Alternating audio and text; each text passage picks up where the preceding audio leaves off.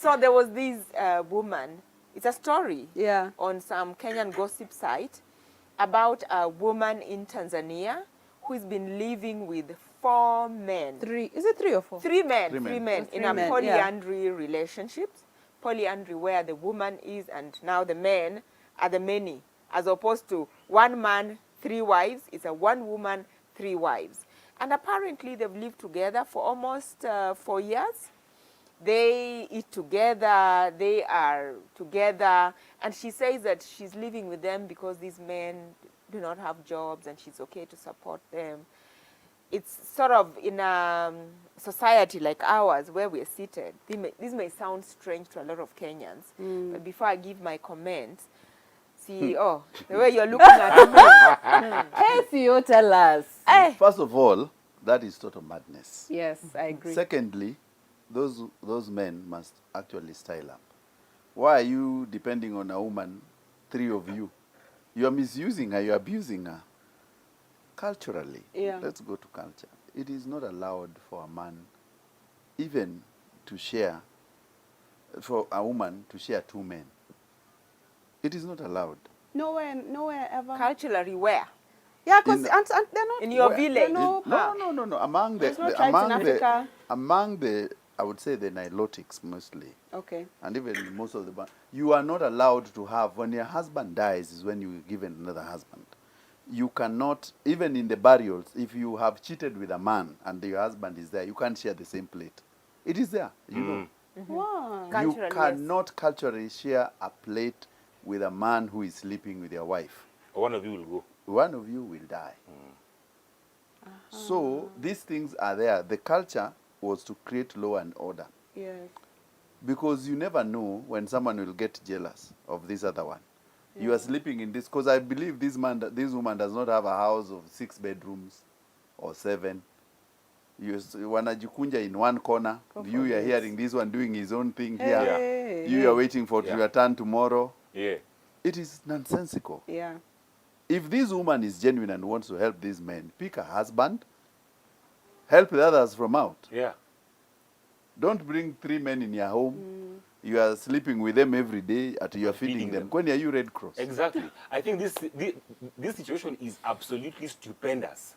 Are you Red Cross? And I'm not surprised. It's not happening here. It's happening in Tanzania. Yeah. Are you Red Where you know, naturally Tanzanian men are not alpha. Because for me, a man, naturally, I think you may... I don't. I know how she's just looking like, I'm just looking and I'm like, nothing to do with toxic masculinity. But the leader of a home is a man. Yes. When there's a man and a woman, the leader naturally is a man. Yes. And not to say let's not get into those equality arguments, but I believe they are both equal, but the natural equal leader but different. Is a man. So in this household, who is the leader? Who is the visionary? See, the woman. It's obviously now the woman. Something there is already is upside down. And then again, these men who are being kept, 3 men, 3 being kept by 1 woman. You've got no job, there's no hustle you're going to, you're just there to be fed and then to wait for your turn. So like even how it's shameful. If I knew where they were right now, I would go there and just like you know the way you go somewhere and with an insecticide and you spray and there's so many roaches leaving that place. Those men should be, my God, even the Tanzanian government should rein in on those men, or rather, or if not, then make it a tourism site for people to come and see how 3 men can be married to 1 woman.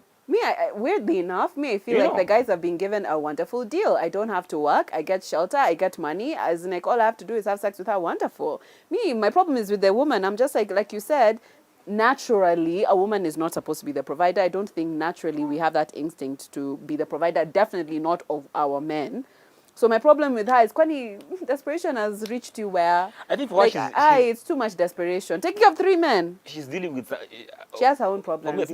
She's the problem. She's dealing with an esteem issue, because if she was woman enough, where can she come and get a man like me, who is grounded, who believes in himself, who takes care of his own bills?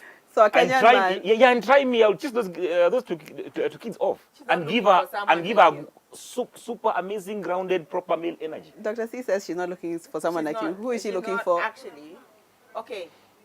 What you've said is really, truly okay within the society that you live in.